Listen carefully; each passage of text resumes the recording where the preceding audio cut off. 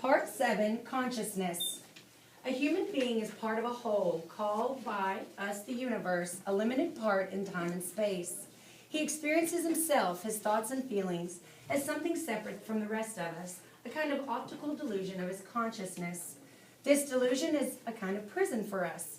Our task must be to free ourselves from this prison by widening our circles of compassion to embrace all living creatures and the whole of nature in its beauty. Albert Einstein. Two things are infinite, the universe and human stupidity, and I'm not sure about the universe. Albert Einstein. Chapter 66, Connor. Connor regains consciousness with nothing but hazy confusion where his thoughts ought to be. His face aches. He can only see out of one eye, and he feels pressure over his other eye. He's in a white room. There's a window through which he can see daylight. This is unquestionably a hospital room, and that pressure over his eye must be a bandage. He tries to lift his right arm, but there's an ache in his shoulder, so he decides it's not worth the effort just yet. Only now does he begin to piece together the events that landed him here. He was about to be unwound. There was an explosion, there was a revolt. Then Lev was standing over him. That's all he can remember. A nurse comes into the room. "So you're finally awake. How are you feeling?" "Good," he says, his voice a little more than a croak. He clears his throat. "How long?" "You've been in a medically induced coma for a little over 2 weeks," says the nurse. 2 weeks, with a life that's been lived day by day for so long. 2 weeks sounds like an eternity. "And Risa, what about Risa?" "There was a girl," he says. "She was on the roof of the harvest clinic. Does anyone know what happened to her?" The nurse's expression doesn't give anything away. That can all be sorted out later, but no buts. Right now you need time to heal. And I have to say, you're doing better than anyone expected, Mr. Mullard. His first thought is that he hadn't heard her right. He shifts uncomfortably. "Excuse me?" She fluffs his pillow. "Just relax now, Mr. Mullard. Let us handle everything." His second thought is he's been unwound after all. He's been unwound, and somehow someone got his entire brain. He's inside someone else now, but as he thinks about it, he knows that can't be it. His voice still sounds like his voice. When he rubs his tongue against his teeth, those teeth are still the ones he remembers. "My name's Connor," he tells her. "Connor Lassiter." The nurse studies him with an expression that's kind but calculated, almost disturbingly so. "Well," she says, "as it so happens, an ID with the picture charred off was found by the wreckage. It belonged to a 19-year-old guard by the name of Ellis Mullard. With all the confusion after that blast, there was really no telling who was who, and many of us agreed it would be a shame to let that ID go to waste. Don't you agree?" She reaches over and adjusts the angle of Connor's bed until he's sitting up more comfortably. "Now tell me," she asks, "what's your name again?" Connor gets it. He closes his eyes, takes a deep breath, and opens it again.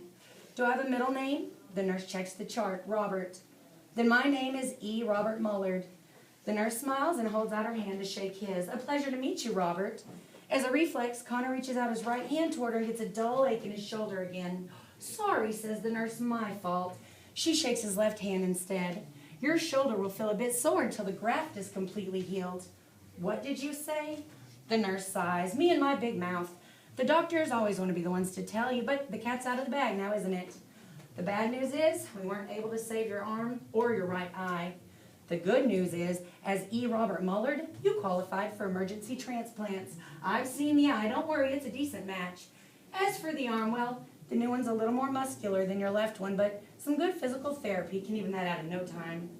Connor lets it sink in, playing it over in his mind. Eye, arm, physical therapy.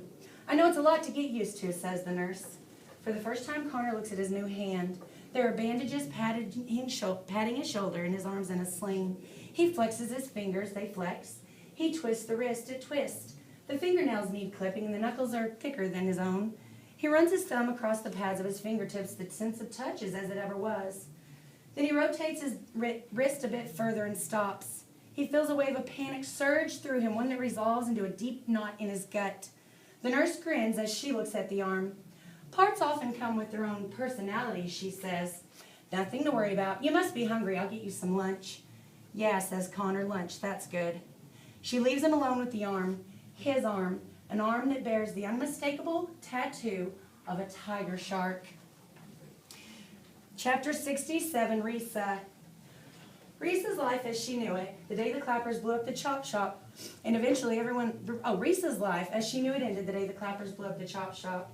And everyone eventually did learn it was Clappers and not Connor. The evidence was indisputable, especially after the confession of the Clapper who survived. Unlike Connor, Risa never lost consciousness. Even though she was pinned beneath a steel I-beam, she stayed wide awake. As she lay there in the wreckage, some of the pain she felt when the I-beam came down on her was gone. She didn't know whether that was a good sign or bad. Dalton was in lots of pain, though. He was terrified. Risa calmed him down. She talked to him, telling him it was all right, that everything would be fine. She kept telling him that right up until the moment he died. The guitar player had been luckier. He was able to wrestle himself out from the debris, but he couldn't free Risa, so he left, promising her he'd send back help. He must have kept his promise because help finally did come. It took 3 people to lift the beam, but only 1 to carry her out. Now she rests in a hospital room, tucked up in a contraption that looks more like a torture device than a bed. She's riddled with steel pins like a human voodoo doll. The pins are held in precise place by rigid scaffolding. She can see her toes, but she can't feel them. From now on, seeing them will have to be enough. You have a visitor. A nurse stands at the door. When she steps aside, Connor is standing in the doorway. He's bruised and bandaged, but very much alive. Her eyes instantly fill with tears, but she knows she can't let herself sob. It hurts too much to sob. I knew they were lying, she says. They said you died in the explosion, that you were trapped in the building, but I saw you outside. I knew they were lying. I probably would have died too, Connor tells her. But Lev stopped the bleeding. He saved me. He saved me too, Risa tells him. He carried me out of the building. Connor smiles. Not bad for a lousy little tithe. By the look on his face, Risa can tell he doesn't know about Lev being one of the Clappers, the one who didn't go off. She decides not to tell him. It's still all over the news. He'll know soon enough. Connor tells her of his coma and about his new identity. Risa tells him how few of Happy Jack's AWOLs have been caught, how the kid stormed the gate and escaped. She glances at his sling as they speak. The fingers sticking out of the arm sling are definitely not Connor's. She knows what must have happened, and she can tell he's self-conscious about it. So what do they say, Connor asks, about your injuries, I mean? You're going to be okay, right? Risa considers how she might tell him, then just decides to be quick about it. They tell me I'm paralyzed from the waist down. Connor waits for more, but that's all she has to give him. Well, that's not so bad, right? They can fix that. They're always fixing that. Yes, says Risa. They fix it by replacing a severed spine with the spine of an unwind. That's why I refuse the operation. He looks at her in disbelief, and she, in turn, points at his arm. You would have done the same thing if they'd given you a choice. Well, I had a choice, and I made it. I'm so sorry, Risa. Don't be. The one thing she doesn't want from Connor is pity. They can't unwind me now. There are laws against unwinding the disabled. But if I got that operation, they'd unwind me the moment I was healed. This way, I get to stay whole. She smiles at him triumphantly. So you're not the only one who beat the system. He smiles at her and rolls his bandaged shoulder. The sling shifts, exposing more of his new arm, enough to reveal the tattoo. He tries to hide it, but it's too late. She sees it. She knows it. And when she meets Connor's eye, he looks away in shame. Connor, I promise, he says. I promise I will never touch you with this hand. Risa knows this is a crucial moment for both of them. That arm, the same one that held her back against the bathroom wall, how could she look at it now with anything but disgust? Those fingers that threaten unspeakable things, how can they make her feel anything but revulsion? But when she looks at Connor, all that fades away. There's only him. Let me see it, she says. Connor hesitates, so she reaches out and gently slips it from the sling. Does it hurt? A little. She brushes her fingers across the back of his hand. Can you feel that? Connor nods. Then she gently lifts the hand to her face, pressing the palm to her cheek. She holds it there for a moment, then lets go, letting Connor take over. He moves his hand across her cheek, wiping away a tear with his finger. He softly strokes her neck and she closes her eyes. She feels as he moves his fingertips across her lips before he takes his hand away. Risa opens her eyes and takes the hand in hers, clasping it tightly. I know this is your hand now, she tells him. Roland would have never touched me like that. Connor smiles and Risa takes a moment to look down at the shark on his wrist. It holds no fear for her now, because the shark has been tamed by the soul of a boy. No, the soul of a man. Chapter 68, Lev. Not far away in a high-security federal detention center, Levi Jedediah Calder is held in a cell designed for his very specific needs. The cell is padded. There is a steel blast door 3 inches thick. The room is kept at a constant 45 degrees Fahrenheit to keep Lev's body temperature from rising too high. Lev's not cold, though. In fact, he's hot. He's hot because he's wrapped in layer after layer of fire-resistant insulation. He looks like a mummy, suspended in midair, but unlike a mummy, his hands aren't crossed over his chest. They're held out to each side, lashed to a crossbeam, so he cannot bring his hands together. The way Lev sees it, they didn't know whether to crucify him or mummify him, so they did both. This way he can't clap, he can't fall, he can't inadvertently detonate himself, and if for some reason he does, the cell is designed to withstand the blast. They've given him 4 transfusions. They won't tell him how many more he'll need until the explosive is out of his system. They won't tell him anything. The federal agents who come visit him are only interested in what he can tell them. They've given him a lawyer who talks about insanity like it's a good thing.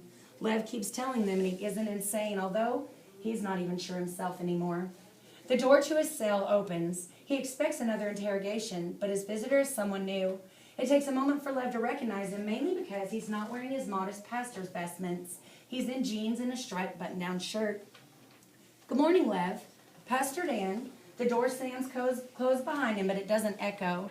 The soft walls absorb the sound. Pastor Dan rubs his arms against the cold. They should have told him to bring a jacket. "Are they treating you okay?" he says.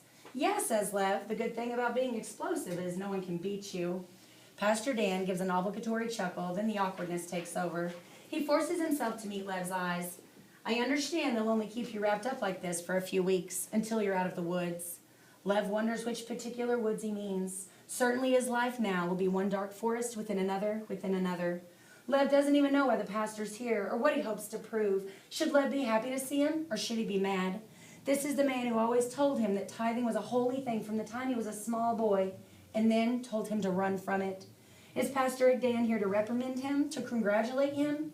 Did Lev's parents send him because he's so untouchable now they won't come themselves? Or maybe Lev's about to be executed, and he's here to give last rites. "Why don't you just get it over with?" Lev says. "Get what over with?" "Whatever you're here to do it and go."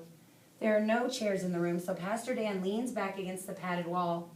"How much have they told you about what's going on out there?" "All I know is what goes on in here, which isn't much." Pastor Dan sighs, rubs his eyes, and takes time to consider where to begin. "First of all, do you know a boy by the name of Cyrus Finch?" The mention of his name makes Lev begin to panic. Lev knew his background would be checked and rechecked. That's what happens to clappers. Their whole life becomes pages pasted on a wall to be examined. The people in their lives become suspects. Of course, that usually happens after the clapper has applauded his way into the next world. "Sci-fi had nothing to do with this," says Lev. "Nothing at all. They can't pull him into this." "Calm down. He's fine. It just so happens that he's come forward, and he's making a big stink, and since he knew you, people are listening." "A stink about me?" "About unwinding," says Pastor Dan, for the first time moving closer to Lev. "What happened at Happy Jack Harvest Camp? It got a whole lot of people talking, people who had been just burying their heads in the sand. There have been protests in Washington against unwinding. Cyrus even testified before Congress."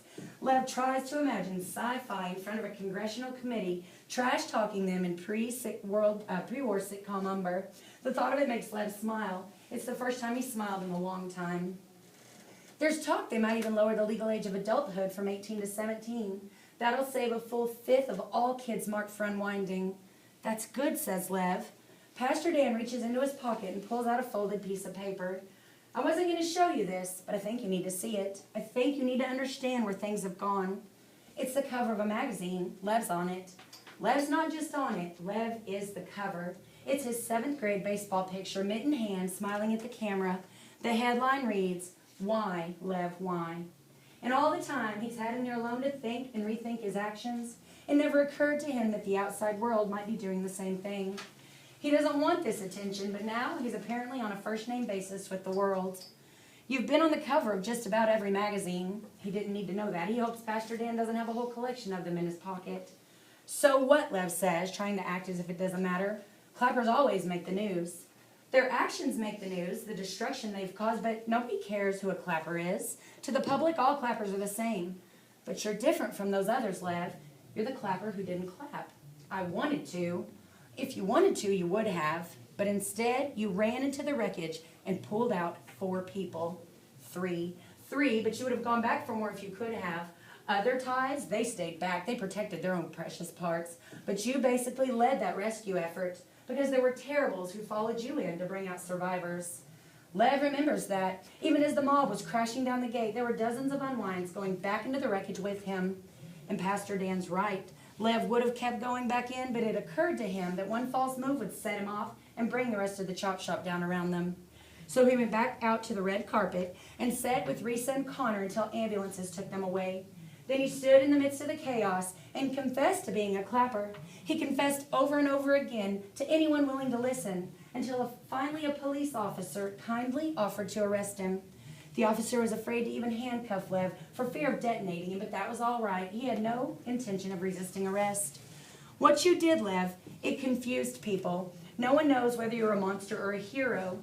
Lev thinks about that. Is there a third choice? Pastor Dan doesn't answer him. Maybe he doesn't know the answer. I have to believe that things happen for a reason. You're kidnapping, you're becoming a clapper, you're refusing to clap. He glances at the magazine cover in his hand. It's all led to this. For years, unwinds were just faceless kids that no one wanted. But now you put a face on unwinding. Can they put my face on someone else? Pastor Dan chuckles again, and this time it's not as forced as before. He looks at Lev like he's just a kid, not something inhuman. It makes him feel, if only for a moment, like a normal 13-year-old. It's a strange feeling because even in his old life, he never really was a normal kid. Tithes never are. So what happens now, Lev asks. The way I understand it, they'll clear the worst of the explosive out of your bloodstream in a few weeks. You'll still be volatile, but not as bad as before. You can clap all you want and you won't explode, but I wouldn't play any contact sports for a while. And then they'll unwind me? Pastor Dan shakes his head. They won't unwind a clapper. That stuff never entirely gets out of your system. I've been talking to your lawyer. He has a feeling they're going to offer you a deal. After all, you did help catch the group who gave you the transfusion to begin with. Those people who used you, they'll get what they deserve. But the courts are likely to see you as a victim. I knew what I was doing, Lev tells him. Then tell me why you did it. Lev opens his mouth and begins to speak, but he can't find the words. Anger, betrayal, fury at a universe, pretending to be fair and just. But was that really a reason? Was that justification? You may be responsible for your actions, Pastor Dan says, but it's not your fault. You weren't emotionally prepared for life out there in the real world. That's my fault, and the fault of everyone who raised you to be a tithe. We're as guilty as the people who pumped that poison into your blood. He looks away in shame, curbing his own growing anger, but Lev can tell it's not anger aimed at him. He takes a deep breath and continues. The way the winds are blowing, you'll probably serve a few years of juvenile detention and a few more of house arrest. Lev knows he should be relieved by this, but the feeling is slow in coming. He considers the idea of house arrest. Whose house, he asks. He can tell Pastor Dan reads everything between the lines of that question. You have to understand, Lev, your parents are the kind of people who can't bend without breaking. Whose house? Pastor Dan sighs. When your parents signed the Unwind order, you became a ward of the state. After what happened at Harvest Camp, the state offered to return custody to your parents, but they refused. I'm sorry. Lev's not surprised. He's horrified, but not surprised. Thoughts of his parents bring up old feelings that drove him crazy enough to become a clapper, but now he finds that sense of despair is no longer bottomless. So is my last name Ward now? Not necessarily. Your brother Marcus is petitioning for guardianship. If he gets it, you'll be in his care wherever they let you go. You'll still be a Calder, that is, if you want to be. Lev nods his approval, thinking back to his tithing party and how Marcus was the only one to stand up for him. Lev hadn't understood it at the time. My parents disowned Marcus, too. At least he knows he'll be in good company. Pastor Dan straightens out his shirt and shivers a bit from the cold. He doesn't really look like himself today. This is the first time Lev's seen him without his pastor's clothes. Why are you dressed like that anyway? He takes a moment before he answers. I resigned my position. I left the church. The thought of Pastor Dan being anything but Pastor Dan throws Lev for a loop. You lost your faith? No, he says, just my convictions. I still very much believe in God, just not a God who condones human tithing. Lev begins to feel himself choking up with an unexpected flood of feeling, all the emotion that had been building up throughout their talk, throughout the weeks, arriving all at once like a sonic boom. I never knew that was a choice. All his life, there was only one thing Lev was allowed to believe. It had surrounded him, cocooned him, constricted him with the same stifling softness as the layers of insulation around him now. For the first time in his life, Lev feels those bonds around his soul begin to loosen. You think maybe I can believe in that God too? Chapter 69, Unwinds. There's a sprawling ranch in West Texas. The money to build it came from oil that's long since dried up, but the money remained and multiplied. Now there's a whole compound, an oasis as green as a golf course in the middle of that flat, wild plains. This is where Harlan Dunphy grew to the age of 16, finding trouble along the way. He was arrested for disorderly behavior twice in Odessa, but his father, a big shot admiral, got him off both times. The third time, his parents came up with a different solution. Today is Harlan Dunphy's 26th birthday. He's having a party of sorts. There are hundreds of guests at Harlan's party. One of them is a boy named Zachary, though his friends know him as Imby. He's been living here at the ranch for some time now, waiting for this day. He has Harlan's right lung. Today, he gives it back to Harlan. At the same time, 600 miles to the west, a wide-bodied jet lands in an airplane graveyard. The jet is full of crates, and each crate contains 4 unwinds. As the crates are open, a teenage boy peers out from one, not sure what to expect. He's faced by a flashlight, and when the flashlight lowers, he can see that it's not an adult who opened the crate, but another kid. He wears khaki clothes, and he smiles at them, showing braces on a set of teeth that don't seem to need them. "Hi, my name's Hayden, and I'll be your rescuer today," he announces. "Is everyone safe and sound in there?" "We're fine," says the young unwind. "Where are we?" "Purgatory," says Hayden, "also known as Arizona." The young unwind steps out of the crate, terrified of what might be in store for him. He stands in the processional of kids being herded along and, against Hayden's warning, bangs his head on the door of the cargo hold as he steps out. The harsh light of day and the blistering heat assault him as he walks down the ramp to the ground. He can tell this isn't an airport, and yet there are planes everywhere. In the distance, a golf cart rolls toward him, kicking up a plume of red dust. The crowd falls silent as it approaches. As it comes to a stop, the driver steps out. He's a man with serious scars over half of his face. The man speaks quietly for a moment with Hayden, then addresses the crowd. It's then that the young unwind realizes this is not a man, but just another kid, one not much older than himself. Perhaps it's the scars on his face that make him look older, or maybe it's just the way he carries himself. "Let me be the first to welcome you all to the graveyard," he says. "Officially, my name is E. Robert Mullard." He smiles, "but everyone calls me Connor." The Admiral never returned to the graveyard. His health would not allow it. Instead, he's at his family's ranch in the care of a wife who left him years before. Although he's weak and can't get around well anymore, he hasn't changed much. "The doctors say only 25% of my heart is still alive," he tells anyone who asks. "It'll do." What's kept him alive more than anything else is the prospect of Harlan's big party. You could say those terrifying stories about Humphrey Dunphy are true. At last, all his parts have been found. All the recipients have been gathered. But there will be no surgeries here. In spite of the rumors, rebuilding Harlan piece by piece was never the plan. But the Dunphys are putting their son together in the only meaningful way they can. He's here now, even as the Admiral and his wife step into their garden. He's in the voices of their many party guests, talking and laughing. There are men and women of all ages. Each wears a name tag, but there are no names on the tags. Today, names are not important. "Right hand," reads the sticker on one young man's lapel. He couldn't be any older than 25. "Let me see," says the Admiral. The man holds out his hand. The Admiral looks it over until he finds a scar between his thumb and forefinger. "I took Harlan fishing when he was 9. I got that scar trying to gut a trout." And then there's a voice from behind him, another man a little older than the first. "I remember," he says. The Admiral smiles. Perhaps the memories are spread out, but they're here, every one of them. He catches that boy who insists on calling himself Imby, milling around the edge of a garden by himself, wheezing less now that he's finally been put on the proper asthma medication. "What are you doing over here?" the Admiral asks. "You should be over with the others." "I don't know anybody." "Yes, you do," says the Admiral. "You just don't realize it yet." And he leads Imby toward the crowd. Meanwhile, in the airplane graveyard, Connor speaks to the new arrivals as they stand outside the jet that brought them here. Connor's amazed that they listen to him. He's amazed he actually commands their respect. He'll never get used to that. "You're all here because you were marked for unwinding but managed to escape. And thanks to the efforts of many people, you found your way here. This will be your home until you turn 17 and become a legal adult. That's the good news. The bad news is they know all about us. They know we're here and what we're doing. They let us stay here because they don't see us as a threat." And then Connor smiles. "Well, we're going to change that." As Connor talks, he makes eye contact with every single one of them, making sure he remembers their faces, making sure each of them feels recognized, unique, important. Some of you have been through enough and just want to survive to 17, he tells them. I don't blame you. But I know some of you are ready to risk everything to end unwinding once and for all. Yeah, screams a kid from the back, and pumping his fist in the air, he begins chanting, Happy Jack, Happy Jack. A few kids join in until they realize this is not what Connor wants. The chants quickly die down. We will not be blowing up chop shops, he says. We're not going to feed into their image of us as violent kids who are better off unwound. We will think before we act, and that's going to make it difficult for them.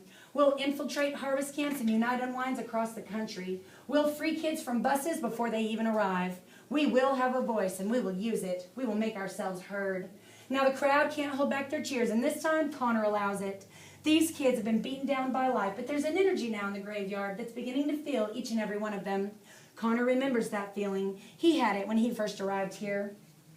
I don't know what happens to our consciousness when we're unwound, says Connor. I don't even know when that consciousness starts, but I do know this. He pauses to make sure all of them are listening. We have the right to our lives. The kids go wild. We have a right to choose what happens to our bodies. The cheers reach fever pitch. We deserve a world where both things are possible, and it's our job to help make that world.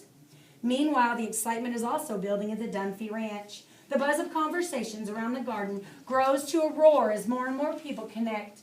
Imby shares his experiences with a girl who has the left to match his right lung. A woman talks about a movie she never saw with a man who remembers the friends he never saw it with.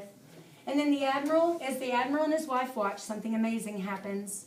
The conversations begin to converge. Like water vapor crystallizing into a magnificent, unique form of a snowflake, the babble of voices coalesces into a single conversation.